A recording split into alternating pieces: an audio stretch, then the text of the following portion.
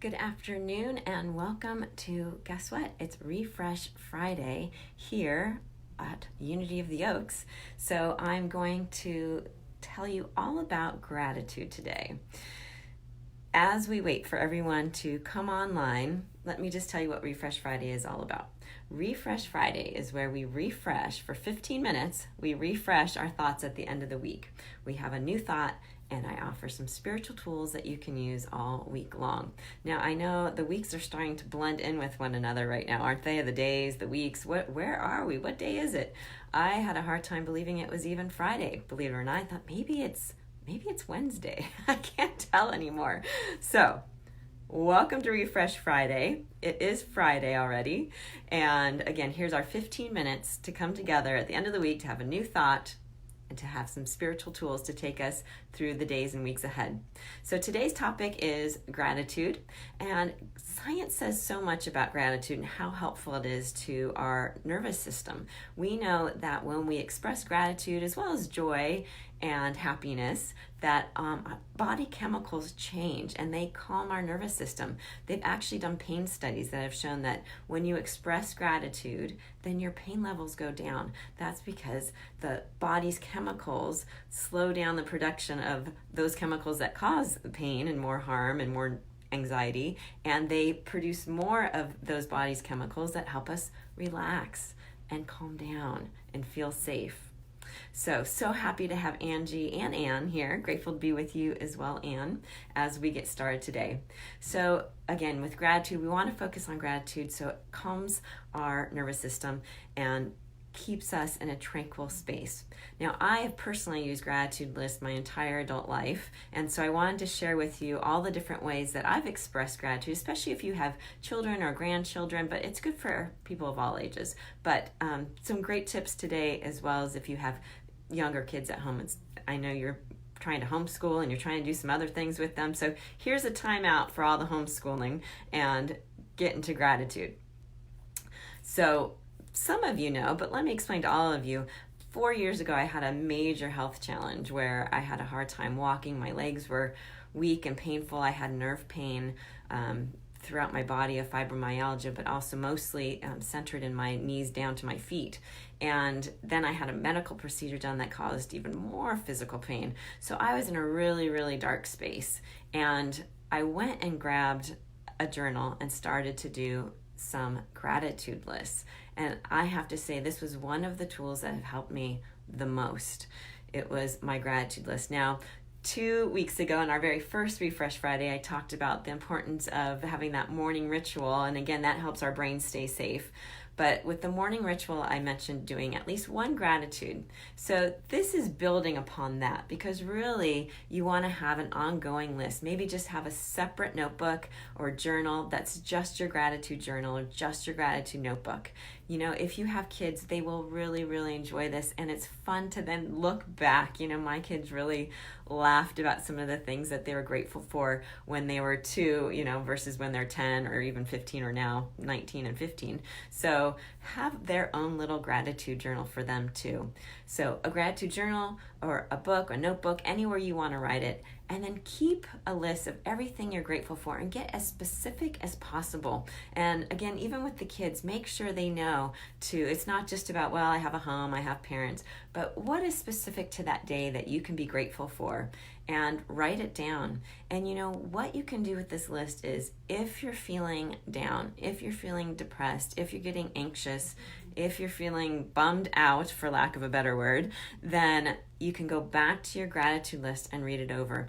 There was times, again, when I was in the darkest period of my health challenge, that when I was in the most pain and I could just kind of lay on a bed, I went back to my gratitude list and I read it over, and it reminded me of everything I had to be grateful for. And then I usually added 1 or 2 items to it.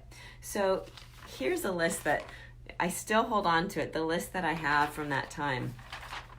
Some of the things I wrote were, I'm so grateful for my dog that I can still cuddle with, things I could still do, which meant I was grateful that I could still do those. So one thing was I could cuddle with my dog. One was I could see my boys and their beautiful faces and hear their laughter. Another one here is I could text. I can still text. We can still text today, can't we? And we can even FaceTime. Other things, watch TV, and I listed all my favorite shows. So again, getting really specific, right?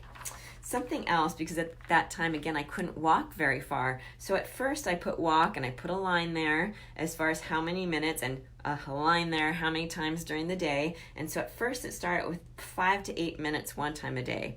And then I crossed off the one and put twice a day. And then I crossed it off and put 3 times a day. And then I started to cross off the time and increase the time of how much I could walk and how often I could walk. So again, setting little goals for yourself of even more gratitude. Like, I'm so grateful for this, and I'm going to be even more grateful when I meet this goal.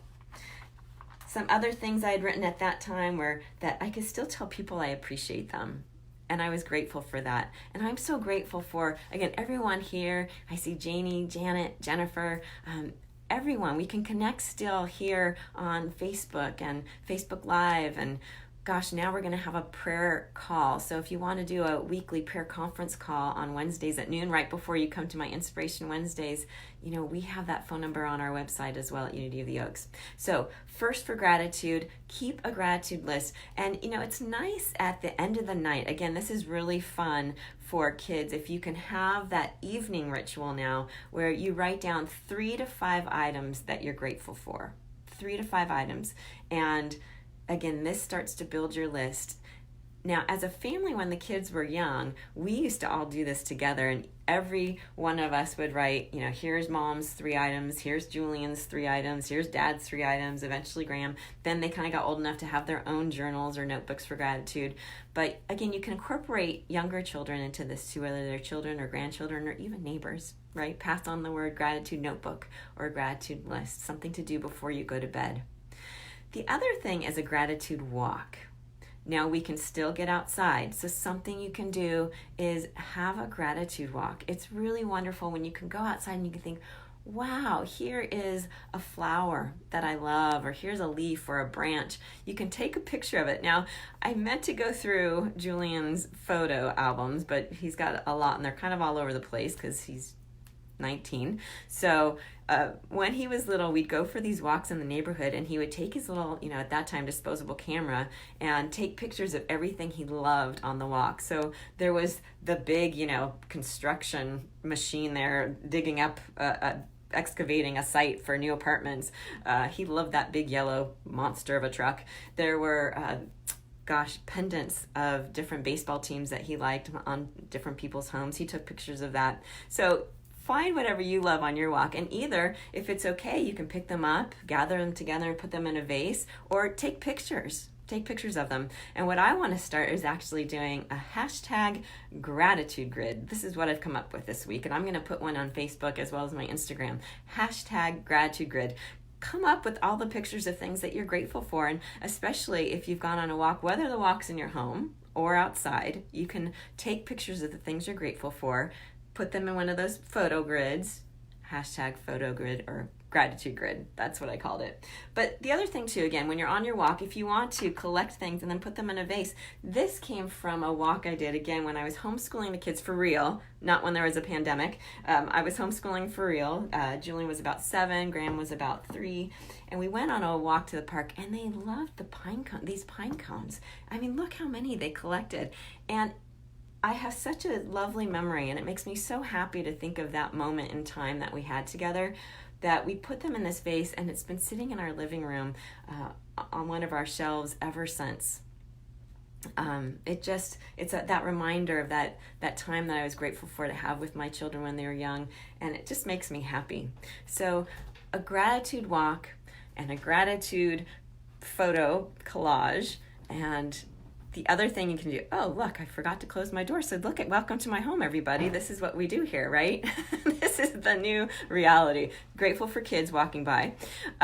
So a gratitude collage would be my last suggestion for all of you. A gratitude collage where you can go get magazines, cut out things that represent things you're grateful for, and then create your own collage. Or again, you can take your own pictures and create a collage for yourself. So 4 ways to express gratitude. A gratitude list, specifically have it in the evenings. A gratitude notebook that's specific to gratitude. So those kind of seem like the same but they can kind of be different too. And a gratitude walk, whether you either take the pictures or you collect items, put them in a vase, or have them on your camera roll, and a gratitude collage, where you take magazines or your own photos and create like a vision board, right? But it's a gratitude board. So for our meditation time together, I wanted to do a meditation, really a breath meditation exercise. It comes from HeartMath. I know Angie and Janet have done this before because we teach it to our Youth of Unity teams, and it's called HeartMath. So settle in while we just take 2 minutes to really get into our heart space. So settle in. Take a breath. Shift your attention. I really want you to shift your attention first to your breath. So closing your eyes, letting that chair, that cushion, that couch, that bed support you. Take a couple breaths. And again, you want to breathe really deep from your belly. And hold at the top just for a moment. And then exhale, really long exhale. And I want you to shift your attention to your heart. Shift your attention to the center of your heart. And so as you're breathing in through your heart. And as you're exhaling through your heart. Inhaling through the heart, that's, go right into that center space of your chest, breathing in through the heart. And exhaling through the heart. And if you lose focus, it's okay. Just shift your attention back to the area of your heart. So breathing in slowly and deeply, imagining the air entering through the heart area. And then exiting through the heart area. Breathing in through the heart, exhaling through the heart. And now I want you to focus as you continue to breathe through the heart. Remember a time that you felt really good inside. Focus on a good feeling, whether it's a person or an experience or a pet. Focus on a really good feeling, a moment in time or a person, a place that you feel great gratitude for.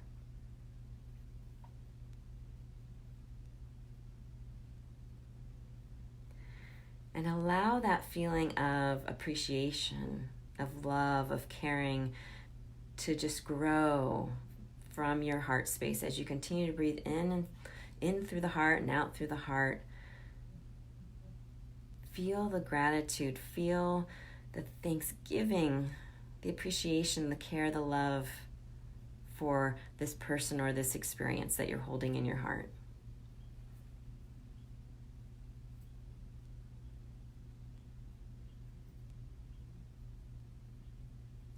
Allow that feeling to now really expand from the center of your heart to all around you. And just let that gratitude and appreciation hold you, wrap you like a blanket.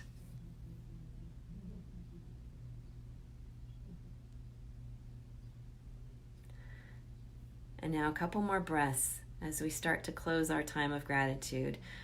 Breathing in through the heart, exhaling through the heart. And now, opening your eyes as we come back here together to connect.